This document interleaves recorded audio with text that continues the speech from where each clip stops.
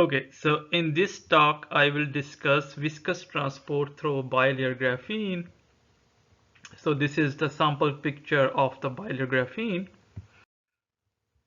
And this is the outline of my talk. So I will first discuss the ohmic and viscous transport. So I will elaborate what is the difference between the ohmic and viscous transport, and then we shall discuss the viscous transport in bilayer graphene. So this will be the application of viscous transport in bilayer graphene, and then we will go from the classical viscous transport in bilayer graphene to the quantum viscous transport in bilayer graphene. So basically we are going to quantized viscous transport in bilayer graphene, and then we will connect the formulas of the viscous transport with experimentally measured quantities, and the well-known quantity is the magnetoconductivity. So we will discuss the features that one can extract from the magnetoconductivity, and that will show the transport is viscous transport or it is not viscous transport. And at the end we will discuss the conclusions. Okay, so this is a picture or a nice picture of a viscous transport. So what is happening in this particular case, there is a source and there is a drain. So the charge is pushed from the source and that drains into drain, and these uh, these circular shapes are in actual the potential profile of the current. So from the Ohm's law, we know that the current density is directly proportional to the applied field, and this electric field has no curl, so its curl is zero. So when curl of a vector field is zero, then we can define a scalar field, and the gradient of that scalar field gives us that vector field which has zero curl. And this is because curl of a scalar field is zero. Okay, so if the curl of the electric field is zero, and so is the curl of the current density is zero, and when we say that the curl of the current density is zero, then this means that there is zero vorticity, right? Now what we do, we define a scalar field psi, which is curled along the z direction. So we are basically talking about two-dimensional sample. So this current is flowing in two-dimensional sample, and this is current density. So this is a linear current density. So this delta psi is that potential, and when we take this current density equation and we plug it in this equation curl of J, then we get a harmonic equation of the potential. So the boundary condition to solve the second order differential equation is the source and drain boundary and the sample edge along the y or x direction. And from this equation we plot these circles, and this is the work that was done in reference 1. And so this is how the potential profiles look like when this is the ohmic flow. Okay, so what is the viscous flow? So this is the picture of the viscous flow, and in this picture you can see that the potential profile is different than the ohmic flow. So here we have some kind of circles that it starts its own and it make a closed loop there. And one another thing to notice here is these lobes of the potential that have the change of the sign. So here one can see the blue represent the minus sign and the red represents the plus sign. So here we see that at drain we have both negative and positive signs, and at source we also have both positive and negative signs. So these are considered as the mechanism behind as the source or indicator of the viscous transport. So for the viscous transport, we have this as the basic equation, and this is the Navier-Stokes equation. and this equation is not the Ohm's law equation. So there is a difference. The difference is here we have the second order derivative of the current density that is related with the electric field. So once again, the curl of the electric field is zero, but if I implies the curl of electric field zero, this does not gives me curl of J equals to zero, because curl of del square of J is equals to zero, but curl of J is not equals to zero. So this means this when curl of J is not zero, then we say that the vorticity is not zero, and because of that vorticity we have this kind of whirlpool or closed circles. Now once again we can define a current density, that is the gradient of a scalar field, and now we take this current equation and plug it into curl of del square J equals to zero. Then we find a biharmonic equation to solve for, and when we solve this biharmonic equation by applying the boundary conditions, then we plot these potentials. So this is discussed in reference 1. So this is about the viscous transfer. In real systems, the situation can be more involved. So what can happen in a real system, like this is a sample, so where we are seeing there is an applied bias and the current flows from here to here. So we have this real sample. In this case, what can happen, we can have both the ohmic term and the viscous term, and when we solve this equation by applying the boundary condition, and we find out the non-local resistance, which is plotted here, with respect to the distance we are moving away from the contact point, or like the applied source or drain. Then what we see that if we apply the parameter of viscosity, that is eta, and the parameter of viscosity is very smaller as compared to the resistivity, then we see that the resistance never gets negative. So this is the point where this is the selection of parameters when the transport is only ohmic. So this is the blue curve shows the ohmic transport. But there can be a situation where the viscosity is infinity, that this is an extreme case, or the resistance is zero. Right? In this case, we see this kind of plot where the non-local resistance is negative. So this is the viscous transport. But in real system, this can happen. The transport can be both viscous and ohmic. So this can be seen by moving away from the sink. So these are the crossover points. So these 4 points are the crossover points.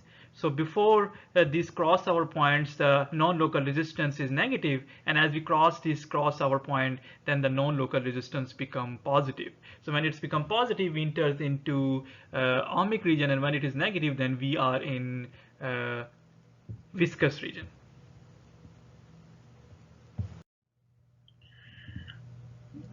So currently Hall viscosity is observed in bilayer graphene, and this is the sample of Hall bar geometry. We have the applied bias and we have the current source so this is the applied bias and this is the current source.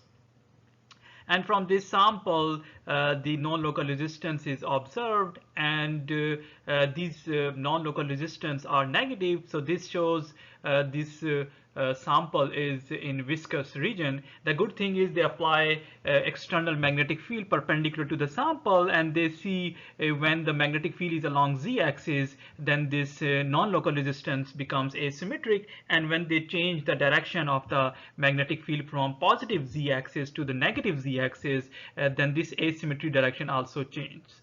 So this from this curve they extract the values of the Hall viscosity for the bilayer graphene, and this is the data for that Hall viscosity that they have used to plot, and this is the bilayer graphene Hall viscosity. Okay, so now we will quantize the Hall viscosity in bilayer graphene. So this is the total Hamiltonian. In this Hamiltonian, this is the Hamiltonian of electron gas, which includes the free electron gas for bilayer graphene, and this V0 represents the electron impurity interaction, and H1 is the strain that we will apply to the metric of the bilayer graphene.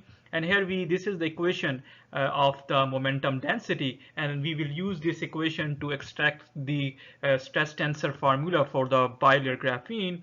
These are the wave functions for the bilayer graphene. One can notice here, as in contrast to the two-dimensional electron gas, for the for the momentum density, we also have this term. We need this term to make a stress tensor symmetric. Otherwise, if we don't have this term, then we will be not able to make the stress tensor symmetric, and that will lead to the wrong result. And this freedom is warranted, or this freedom is allowed in quantum field theory, because in quantum field theory, momentum density is not unique. So now we take this momentum density equation and write down the momentum current density equation and take its Fourier transformation, applies the long wavelength approximation by expanding this exponential to calculate the stress tensor operator. Okay, so this is the stress tensor for the bilayer graphene, and in this stress tensor, these stars are the Pauli matrices, and these are here to represent the different components of the stress tensor. Those are XX, YY, XY, and YX, so that's why they are here, and these Pauli matrices are to represent the Welle orbit coupling. So this is the stress tensor formula. And now we include the magnetic field in our Hamiltonian, and as we include the magnetic field in our Hamiltonian, then we know that our momentums are modified when we include the magnetic field, because now the momentum changes to include the applied magnetic field. So this is the case when we have the magnetic field. So this will be Pi minus EA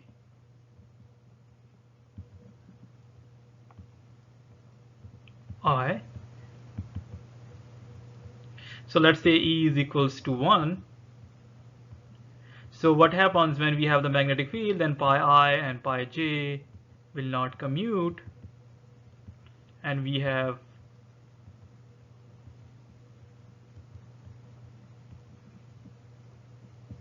a commutation relation that is equals, that this thing is equals to I times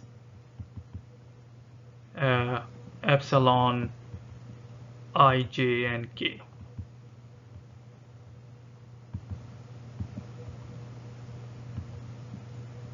And bk.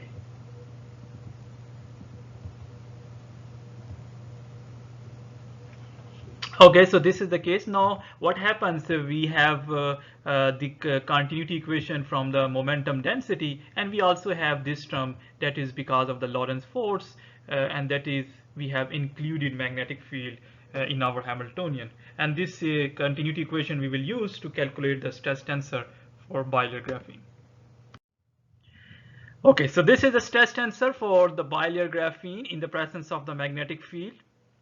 By using this stress tensor, we calculate the response function for the viscous transport. So here these are the Green's function for the bilayer graphene, and this is the bare bubble of the stress correlation function. We are not including any kind of impurities in this bubble because our sample is pure, and the impurities and we do not need to make the ladder summation. We calculate this longitudinal and the Hall viscosity from this correlation function, and this is the Navier-Stokes equation, and this is the applied potential. And what we do, we need to find out this potential. This is psi of xy. For that we use the boundary condition, and we find out this potential. We plot this potential here. So first we discuss here the longitudinal and the Hall viscosity. So one can see here these peaks are similar to the conductivity peak, the longitudinal conductivity peak, and these steps are similar to the Hall conductivity steps, but there is a difference here, and that is the Hall viscosity is the second order response whereas the conductivity is the first order response. So the gap between the two steps is of not 1, but it is of 2. So there will be, if this is n1, then this will be n3. If this is 0, then this will be 2. And for bilayer graphene or graphene, this is the case where both electron and holes can participate in viscous magnetotransport, and these are the current lobes. Those are plotted, so one can see the positive and the negative lobes. When the Hall viscosity is absent, then this is symmetric. When the Hall viscosity is present, then this becomes asymmetric. So this is the quantization of viscosity in bilayer graphene. So this is the Navier-Stokes equation is not a practical way to probe the viscous transport, but the practical way is to probe it by the magnetotransport in actual. So what we do, we solve the current correlation function and apply the long wavelength approximation to this displacement operator, and then we calculate the non-local resistance. And here the non-local resistance have this rho x, that is the second order contribution on the magnetoresistivity, and this is the 0th order. So we have this type of the quantized relation, and this is also signature of the quantized or the viscous transport. So we see this kind of viscous transport curve, and these shows the quantized feature. So this is the non-local resistance as a probe of magnetoviscosity. So this is the conclusion. So the quantized Hall viscosity in bilayer graphene has contribution from both particles and holes. So this is different.